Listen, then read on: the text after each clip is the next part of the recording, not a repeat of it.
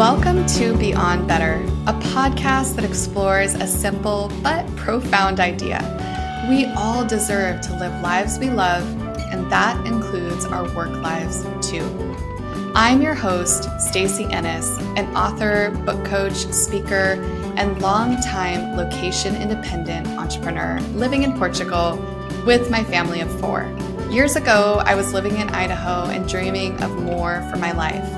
And today I am living a life of my own design. Join me as I talk business, location independence, writing, publishing, and so much more.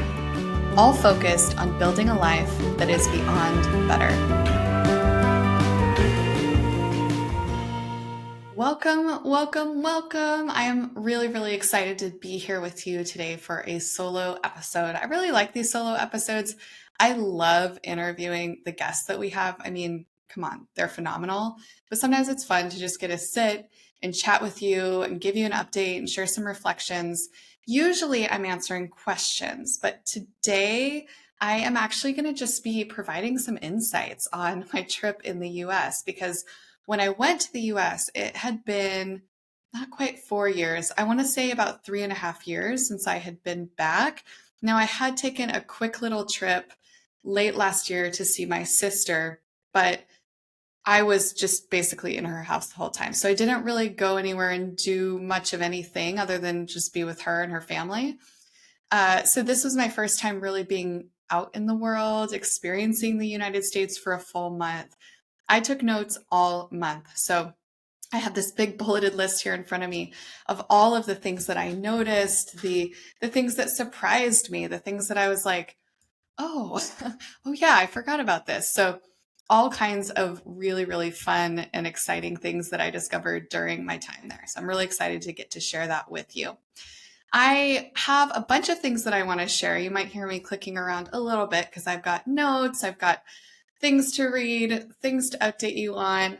So before I get into the United States reflection portion of this, because I know I'll have lots to say there, I just want to give you a couple of updates on the last couple of months, what's been going on, both with me personally, with the business. So I'm going to get there too. But before I do, I want to share a really lovely review. I've actually had a few really nice, heartwarming reviews recently. And I have to tell you that these mean a lot to me. A podcast is a labor of love in a lot of ways. And I have been doing this for a long time. And I have seen some really great success with this podcast. And I have a lot of that kind of input of people that listen and I get to talk with them. But these reviews, just having them show up and hearing from you that the show is valuable, that you enjoy listening, that you love the guests that I bring on, it really means a lot to me. So for those of you who've left reviews, I really appreciate it. And I want to read this one to you.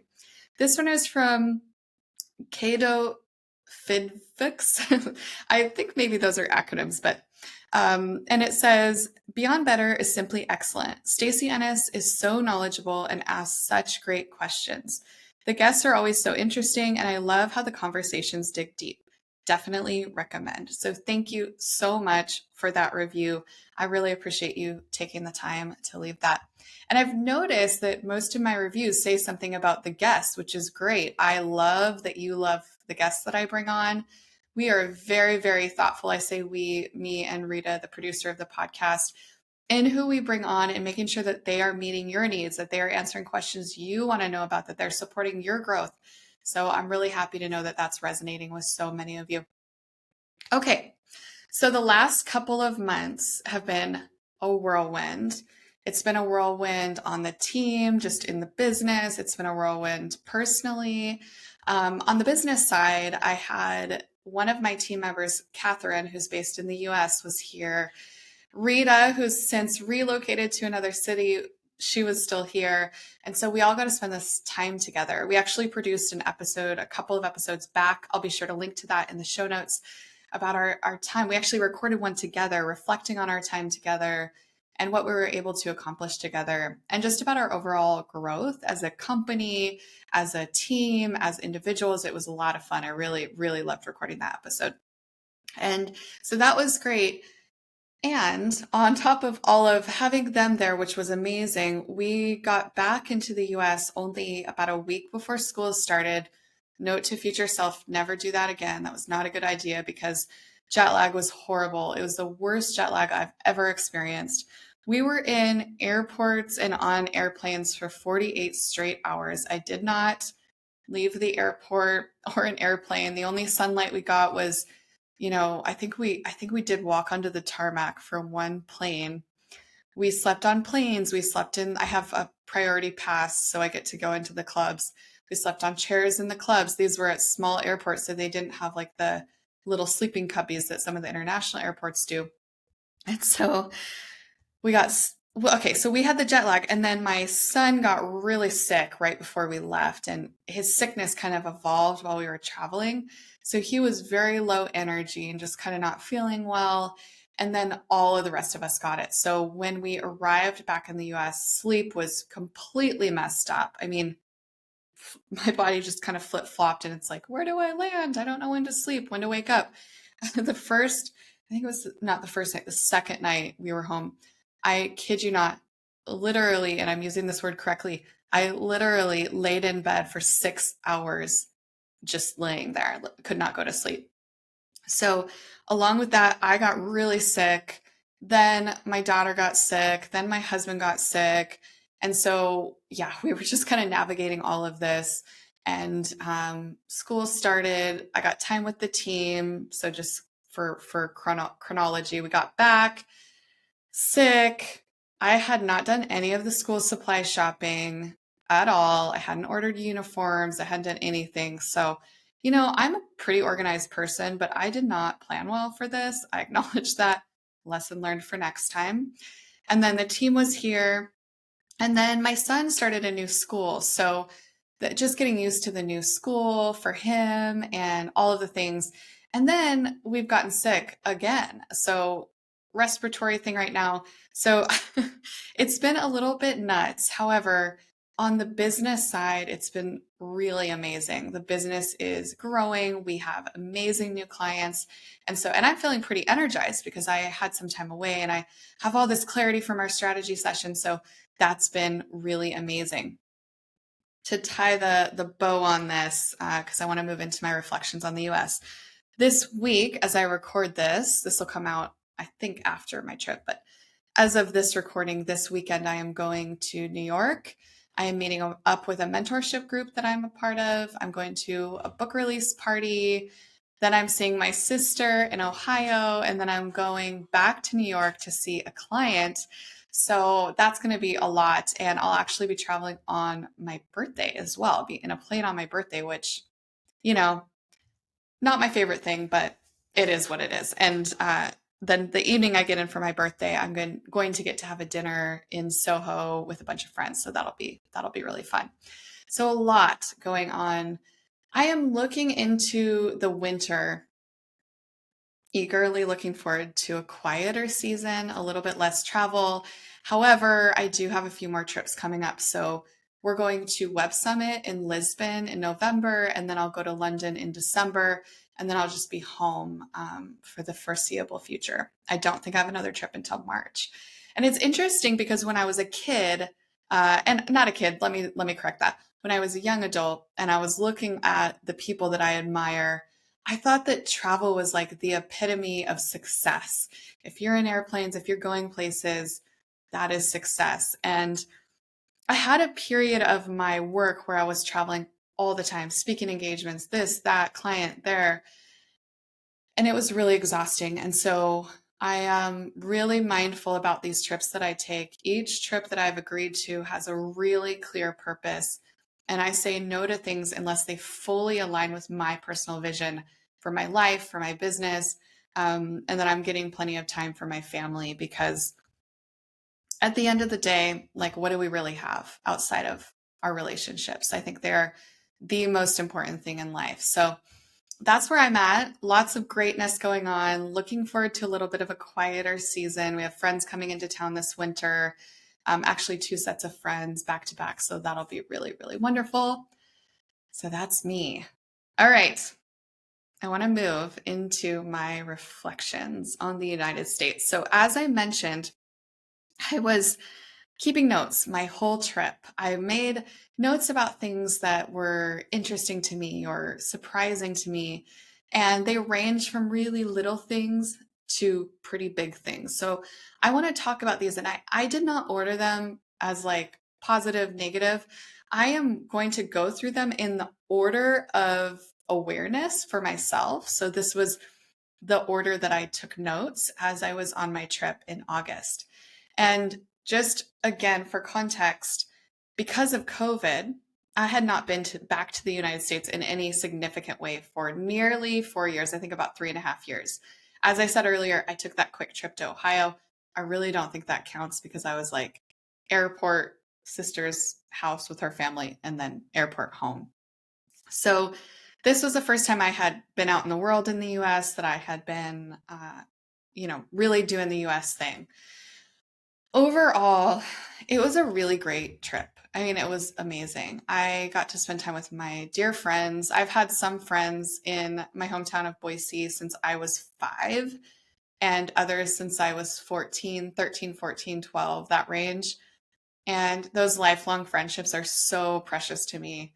I got to see a couple of team members. So I got to see Robin and Kim, who are on the team as a writer and editor, respectively. And that was great. It was so good. I got a lot of time with my parents.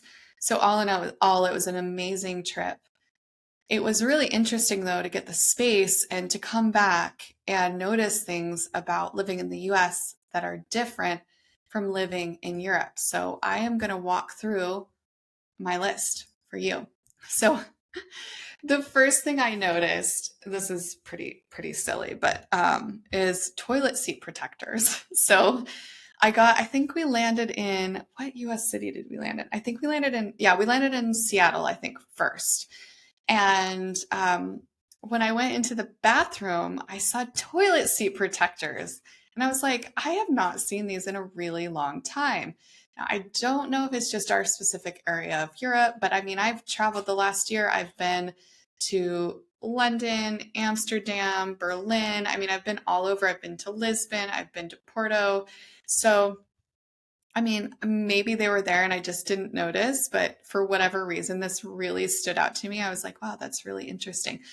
And I don't know what that means. It just was like interesting. And I think as a whole, one of the things about the US is we are very like protective of a lot of spaces and things. So maybe that's where that comes in. Another thing, total other side, and maybe I shouldn't have these back to back, was ranch dressing. So we would go to a restaurant and they had ranch dressing available. I have not had ranch dressing offered to me at a restaurant in years, literally years. So that was really interesting. Another small thing, and I'm going to get to some bigger, more important conversations soon, but I thought these were really interesting. Bathroom lights on the inside of the bathroom. So in Europe, and certainly in our house, and almost all, it seems like all the spaces that we stay in, for whatever reason, the bathroom light is on the outside of the bathroom instead of on the inside of the bathroom. So I think it kind of makes sense. Like if you're going to go into a room, you would want to turn on the light before you go into the room. But it took me a really long time to get used to this when we moved here. And it took me a really long time to get used to this when we were in the States, because every time I'd go into a bathroom or actually any room, I would look for the light on the outside of the space. And then I'd be like, oh yeah, it's inside. So that was really interesting. Just placement of lights. Okay, another thing, whoa, this was mind blowing, was the trucks. Now, trucks as in big, giant trucks everywhere, SUVs and trucks. So we live in Europe, we live in southern Portugal. Europe has small spaces, little roads. Sure, there are trucks here, but they're generally only for people that need them for work, right? Not, it's really rare for somebody to buy a truck just to buy a truck. And part of that is parking spaces don't really fit them very well.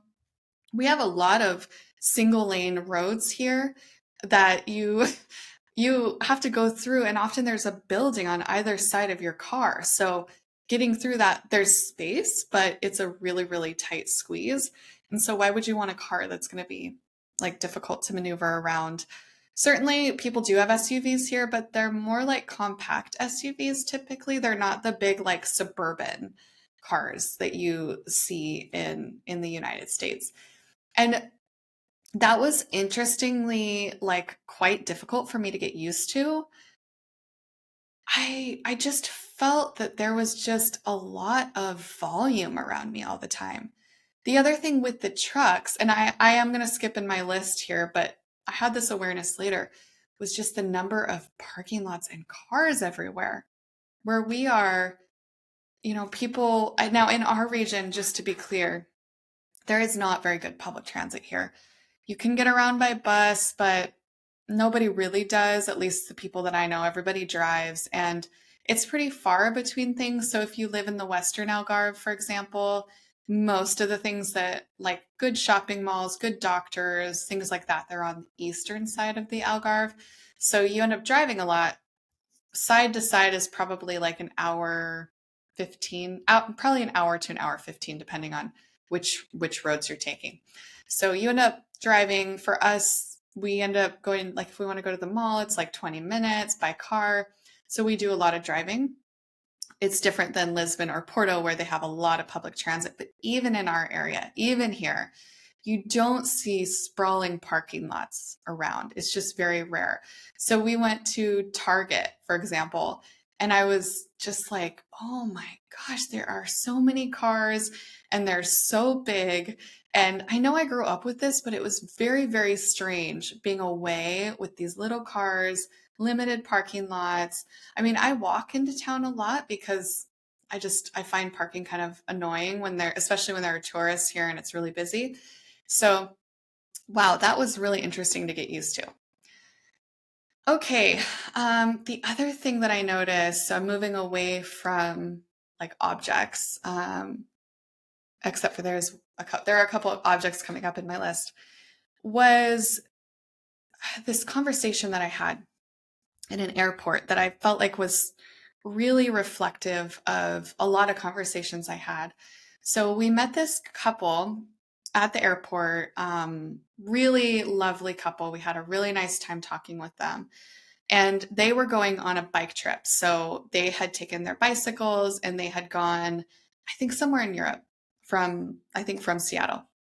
And what I thought was interesting about this conversation is that they had just traveled back from Europe, and the next day they were planning to go back to work.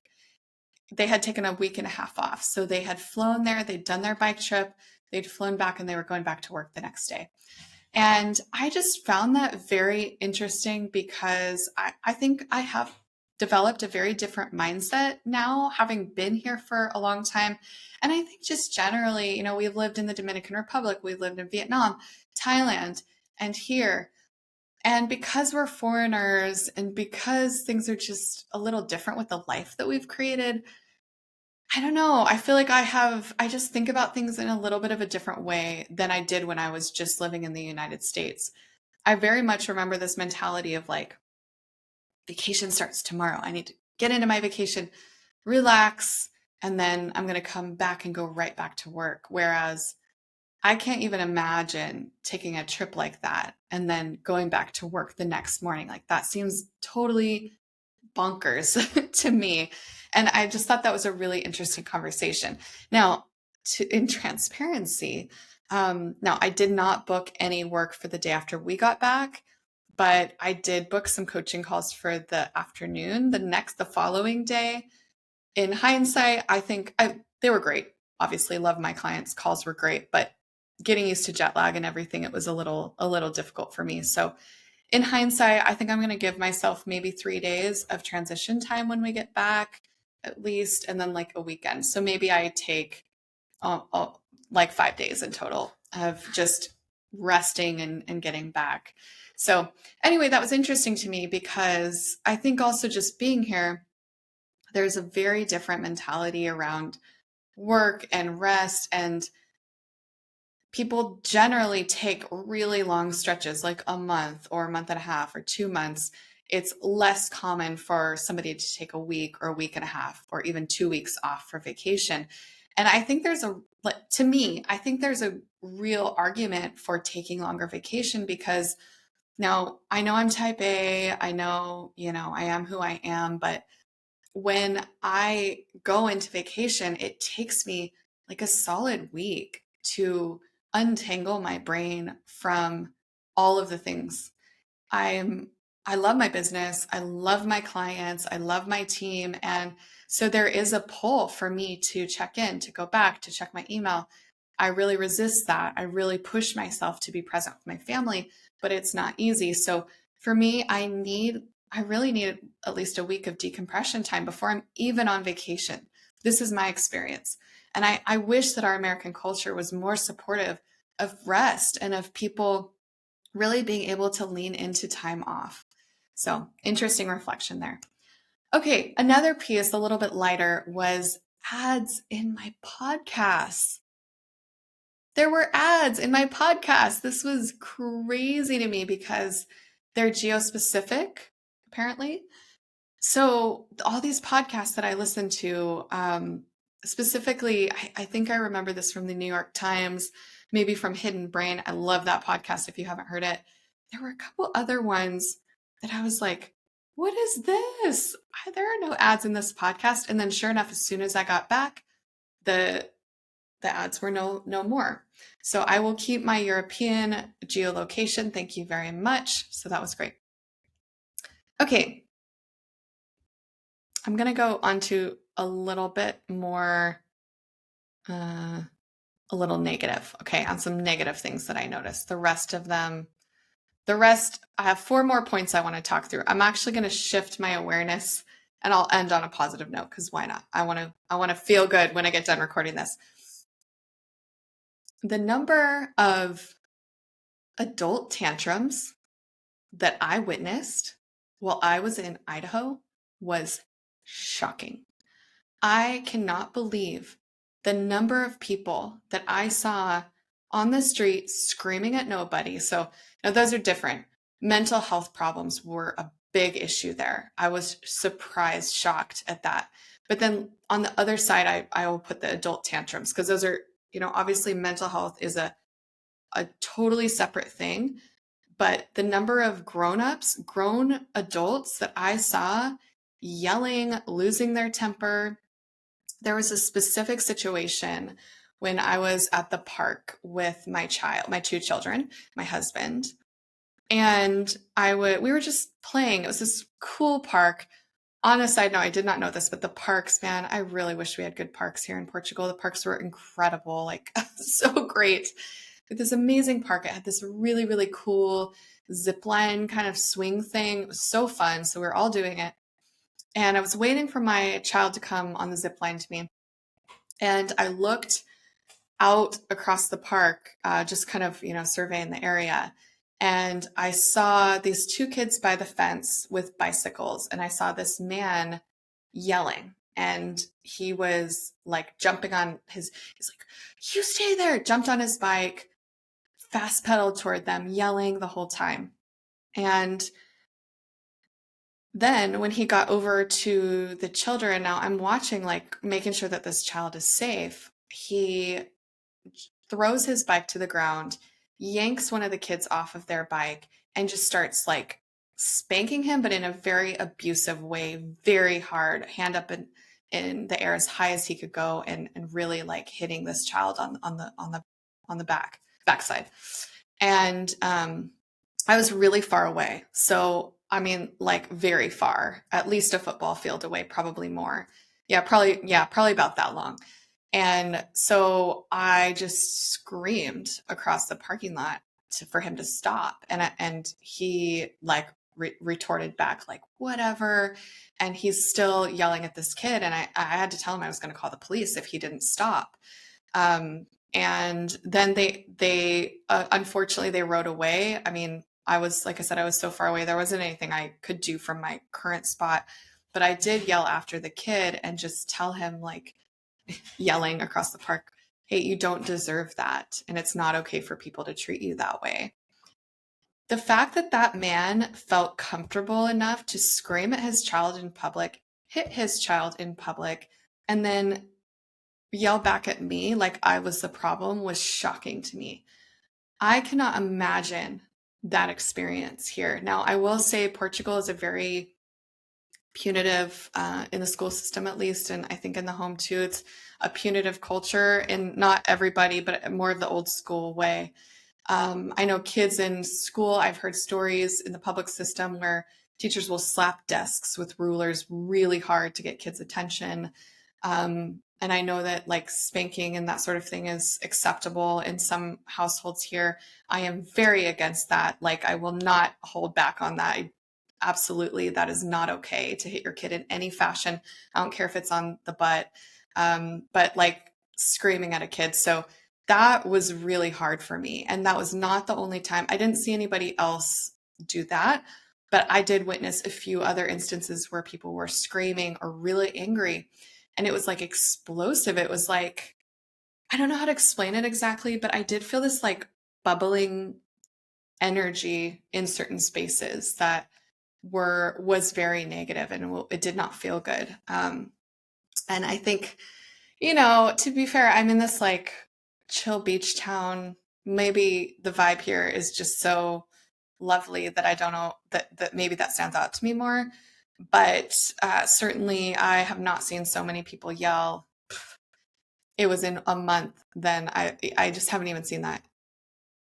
I want to say in the 4 years we've been here, probably that's not accurate, but certainly nothing like I saw in the US. The other thing that I noticed in Idaho were gun shirts. Gun shirts. Why? Why are we why are we wearing guns on our shirts? And we went to the fair one evening, and there were like gun booths and a lot of shirts with guns on them. I don't understand that personally. I don't think that it creates a sense of common peace in an environment. And then the last negative thing, and then I'm going to switch to my favorite thing. Not my favorite, but one of my favorites. I have talked in previous episodes about the US health system, the challenges that we had in the US health system, and how the health system here in Portugal has served us. I did a Portugal update a few months back, couple months. We'll be sure to link to that in the show notes. I'm pretty sure I did a thoughtful conversation on the Portuguese health system and some of our experiences there. And I actually didn't have this in my notes, but that brings me to another point that was really interesting to me. Interesting is not the right word. Terrifying. We had to sort out our health insurance before we came back to the US.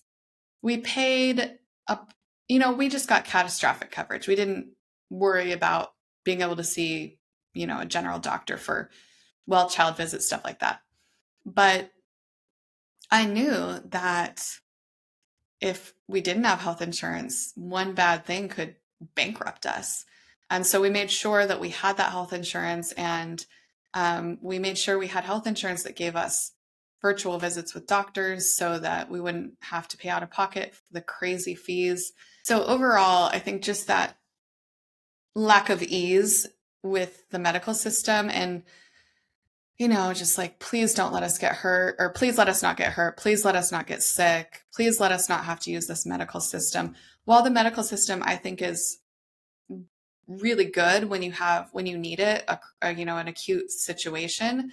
And I would be comfortable going to a US hospital for sure. I just really didn't want to have to deal with the expense. And I should have checked this, but I think our family deductible was like $15,000 or something like that. So it was like really catastrophic. If something crazy happened, then we would, have that coverage. Okay. So with all that said, I feel like I've gone very negative, and I want to end on a positive because this is something I really miss about the US. And that is ease. Man, it is so easy to get things you want in the United States.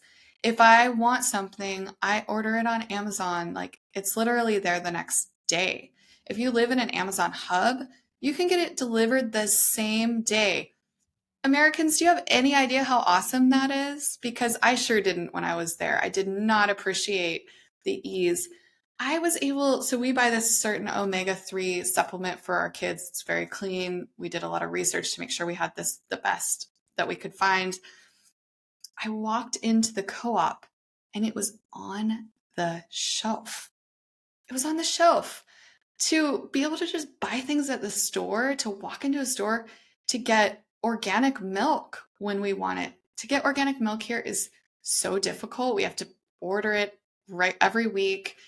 Sometimes there's a problem. We might not get it or whatever. Things happen.